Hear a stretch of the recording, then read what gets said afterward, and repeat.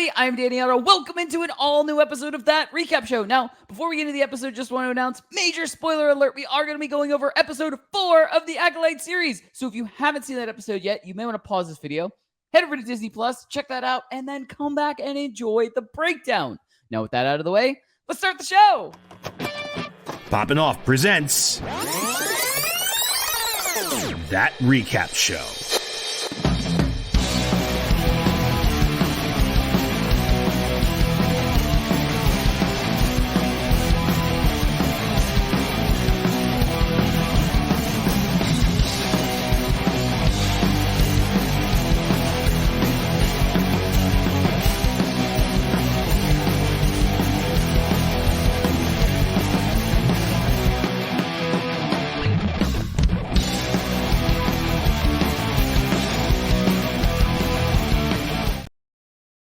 All right, joining with me to break down everything from episode 4 of the Acolyte series, it's Generico!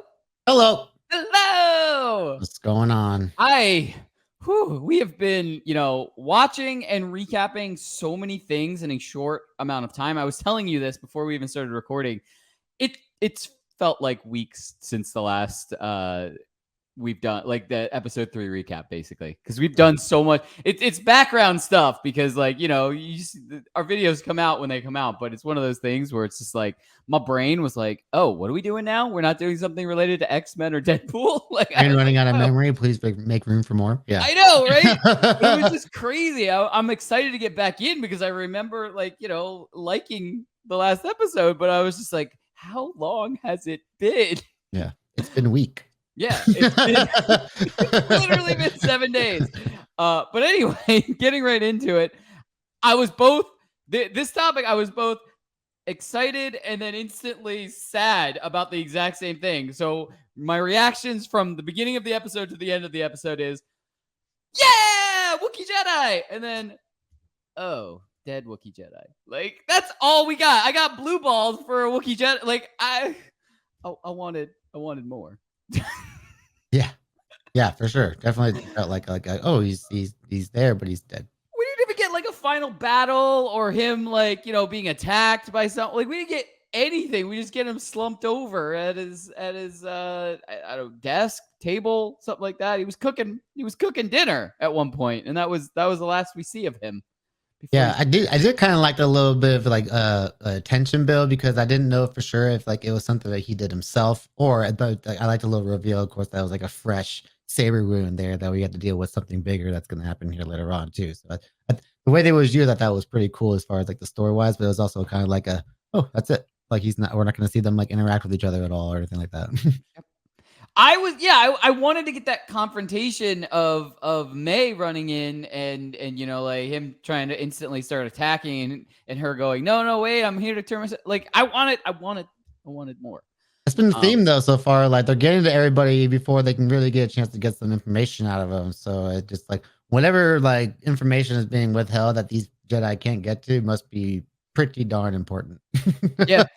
I mean, I just hope we get more flashbacks with him because I wanted to see him using the Force and using like a lightsaber. I wanted so much more. What I think we will. I'm hoping. I'm keeping my fingers crossed. I also like when they first touch down on the planet, the group of Jedi that are going to look, and we get somebody going, we're looking for a Wookiee. He's big and hairy. Like, that was literally the description that they gave of a Wookiee. Yeah. Yeah. Okay. Borderline.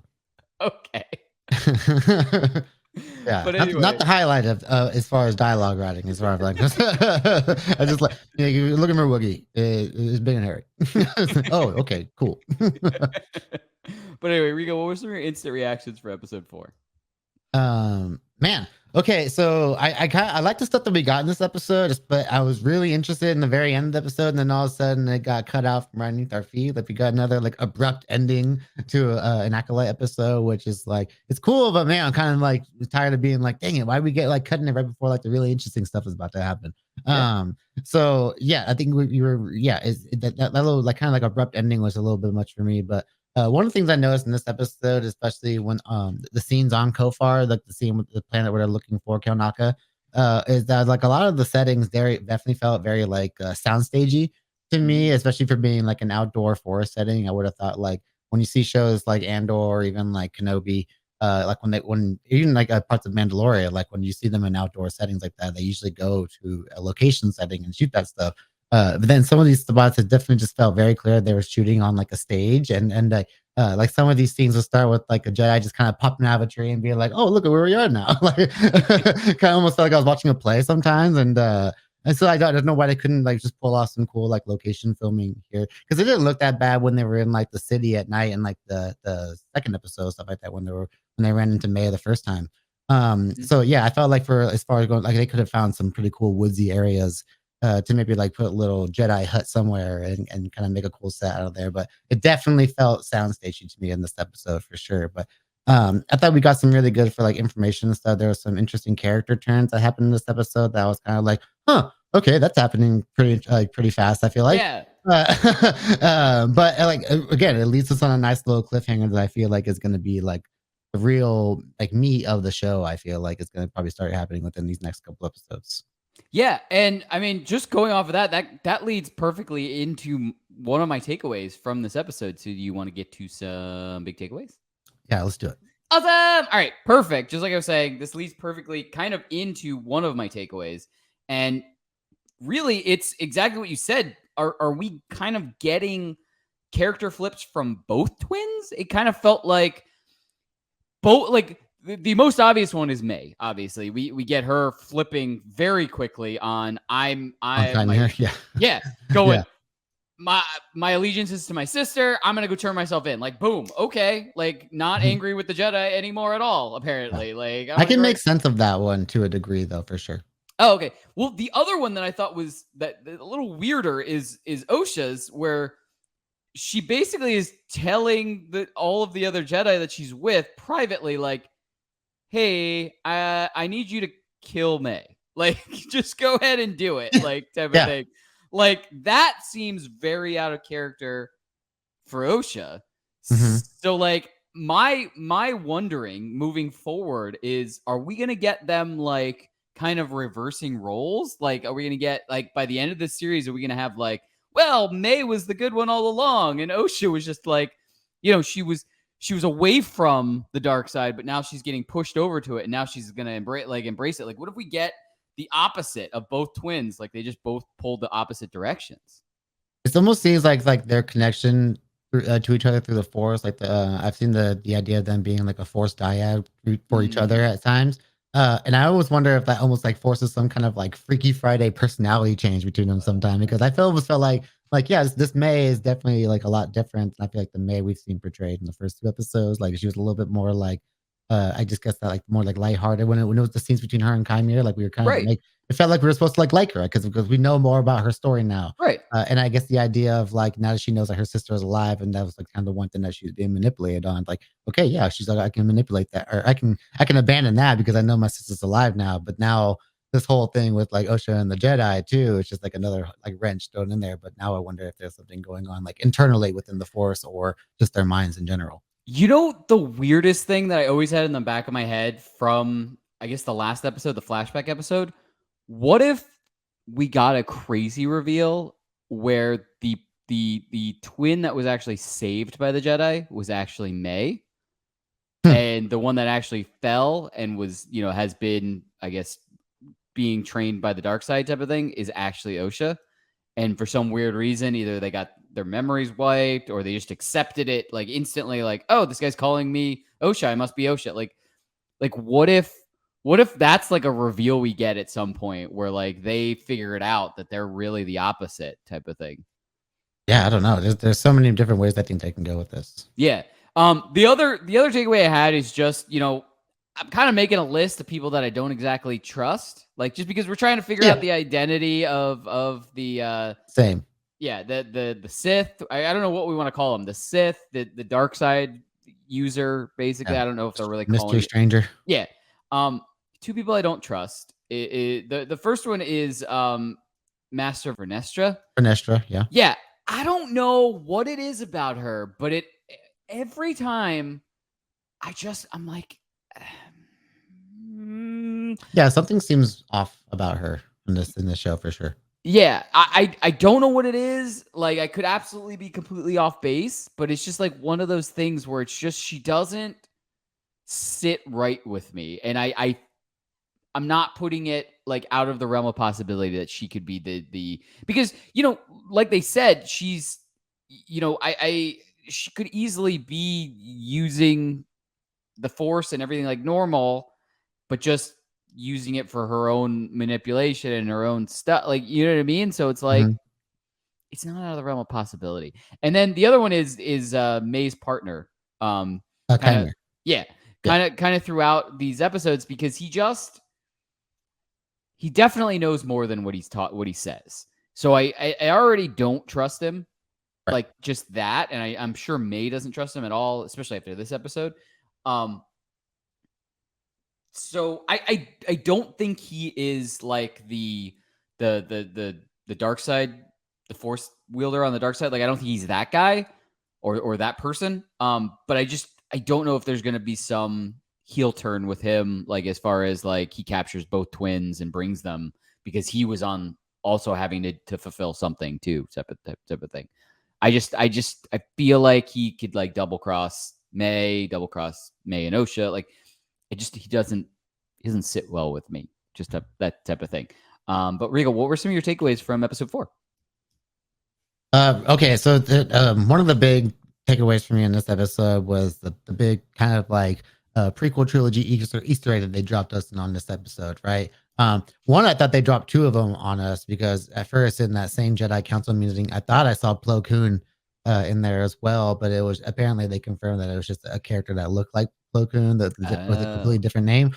So I was like, dang, that would have been really cool if we saw Plo Koon in there as well. Who is I guess most famously known as the Jedi who kind of found Ahsoka originally, and he's got a great relationship with her, and he's also a character that we see die in Revenge of the Sith as well. But another character that we saw die in Revenge of the Sith, but also a character that we saw throughout the prequels was Ki-Adi-Mundi, and seeing him in this episode was really cool, like a younger version of him. And I've seen this already sparking debates online about like his place within the lore, which I think is hilarious. Because we got this great like legends versus canon debate that always goes on when people have like the old stories of legends that they of course to them that's their canon. I get that.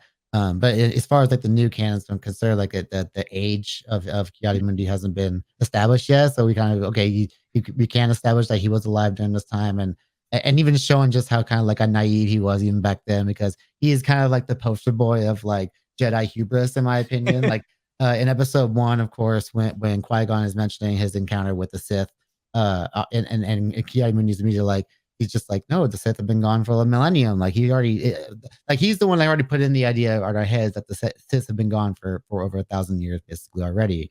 And then here they are 100 years before the story goes, and he's alive during that time, and even then he can't really acknowledge that it's a Sith user.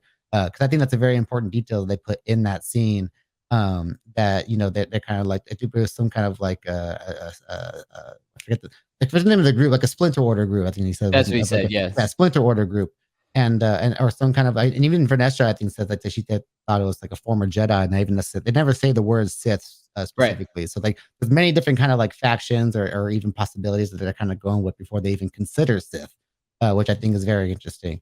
And then of course he's not there on Kofar to witness the Sith character come down. I love the way the Sith character floats down, by the way, like the whole horror aspect of that ending, which is great. Yeah. But like you gotta imagine something's bad gonna happen to all those Jedi just so that there's no like kind of eyewitness kind of like storytelling here to account for like his being there, right? So I think that's very interesting, and yeah, I think him just being like kind of like that pompous Jedi who's just kind of like, yeah, I'm pretty sure I'm right about this, even though he's completely wrong. It's just kind of like a great place for him to be in this point of the timeline. So yeah, just a great Easter egg, I thought.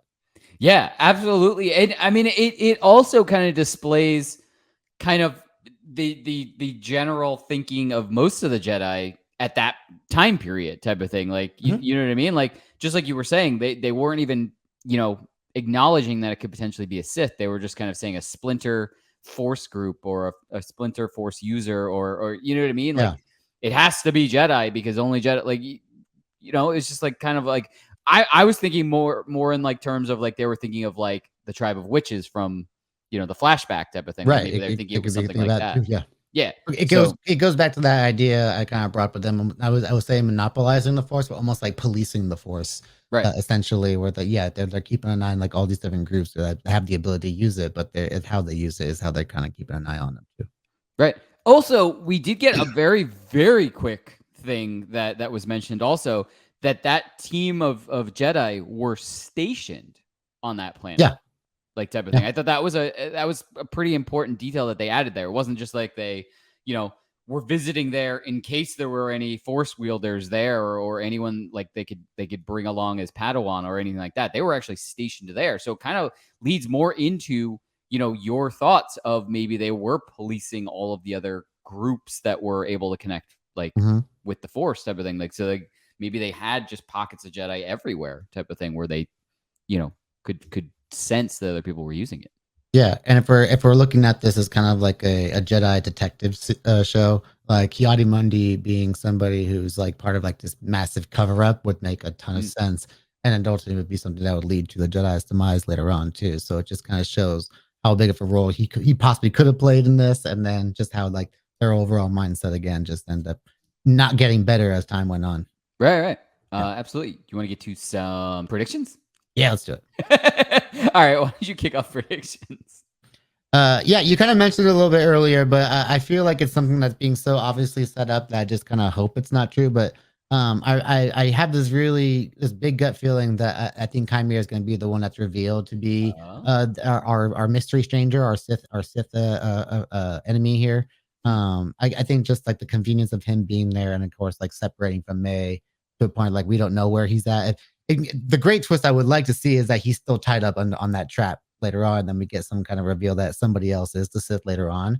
But I just think the way that he's just kind of like always in May's ear, and then like kind of being like a voice for both like the master and also just kind of like trying to manipulate May on his own right. It just feels like the way a Sith master kind of would do that, like decepting you into thinking he's not who he thinks he is, and just kind of being like that person who's in the shadows, but right in front of your face the entire time, kind of a deal. Kind of like Palpatine, same way. He was the chancellor of the freaking whole galaxy, and under everyone's nose, he was also the master of the Sith. So I think it's I think to a smaller scale, it's an interesting way to go, but I just feel like it's just a little too obvious the way it's being set up. So I really would like to see him kind of throw in like a little bit of a twist, and he really just ends up being like a red herring.